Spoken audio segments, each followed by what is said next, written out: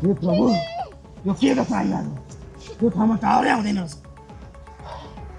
यसलाई आज हामीले राति नै नाका पठाएनौँ भने यसको बाउ यहाँ आएर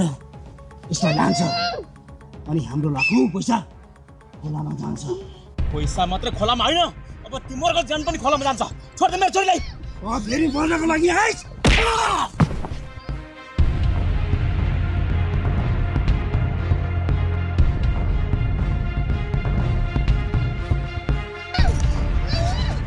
बाँधिदिनुहोस् यो सारेलाई